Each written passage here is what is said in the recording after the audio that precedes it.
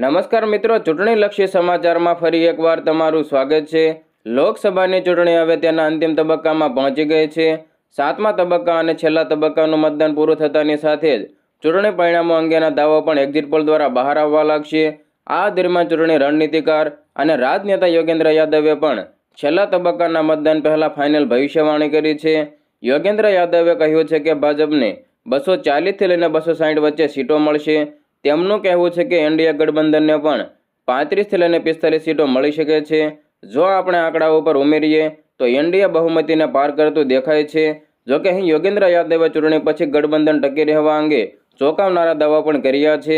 યોગેન્દ્ર યાદવનું કહેવું છે કે એનડીએ ગઠબંધનમાં સામેલ આ પક્ષો ચૂંટણી પછી ગઠબંધનમાં બાકી રહે તેવી શક્યતા ઘણી મુશ્કેલ છે। તેમણે કહ્યું કે ભાજપ પછી તેલુગુ દેશમ પાર્ટી એનડીએમાં સૌથી મોટી ઘટક પાર્ટી તરીકે ઉભરી આવશે। યોગેન્દ્ર યાદવે વધુમાં કહ્યું કે ટીડીપીના વડા ચંદ્રબાબુ નાયડુનો વડાપ્રધાન મોદી સાથે 36નો આંકડો છે અને તેઓ 4 જૂનની સવાર સુધી તેમની સાથે છે, પરંતુ તેઓ 4 જૂનની સાંજ સુધી રહેશે કે નહીં તે ચૂંટણી પરિણામો પર નિર્ભર છે। આંધ્રપ્રદેશમાં જો ચંદ્રબાબુ નાયડુને સરકાર ચલાવવા માટે ભાજપની જરૂર પડશે તો તેઓ ભાજપ સાથે રહેશે, નહીં તો તે અલગ થઈ શકે છે। યાદવે વધુમાં કહ્યું કે એનડીએ ગઠબંધનમાં જોડાયેલી એકમાત્ર પાર્ટી એકનાથ શિંદે જૂથની શિવસેના છે।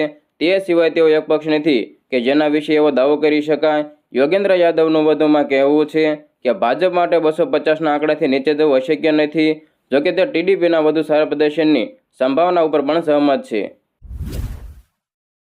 હવે મિત્રો આગળ વાત કરીએ તો લોકસભાની ચૂંટણી જાહેર થઈ ત્યારથી જ ઇન્ડિયા એલાયન્સના પીએમ પદના ઉમેદવાર કોણ હશે તે સવાલ સતત ઉઠી રહ્યા છે।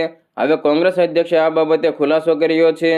ચૂંટણીના છેલ્લા તબક્કા પહેલા કોંગ્રેસ અધ્યક્ષ મલ્લિકાર્જુન ખડગેએ વિપક્ષી ગઠબંધનની જીતના કિસ્સામાં વડાપ્રધાન કોણ હશે તે પ્રશ્ન ઉપર અસ્પષ્ટ પરંતુ નક્કર રીતે સંકેતો આપ્યા છે। જો ઇન્ડિયા બ્લોકની સરકાર બને છે તો તેણે રાહુલ ગાંધીની ઉમેદવારીનું સમર્થન કર્યું છે। કોંગ્રેસ ચીફનું આ નિવેદન પાર્ટીના મહાસચિવ જયરામ રમેશના નિવેદન બાદ આવ્યું છે, જેમાં તેમણે વિપક્ષી ગઠબંધન જીતવાની સ્થિતિમાં કોંગ્રેસના નેતાને વડાપ્રધાન બનાવવાની વાત કરી હતી। ખડગેએ ઇન્ટરવ્યૂ આપતા કહ્યું હતું કે તેઓ ઈચ્છે છે કે જો ઇન્ડિયા એલાયન્સ જીતે તો રાહુલ ગાંધી વડાપ્રધાન બને।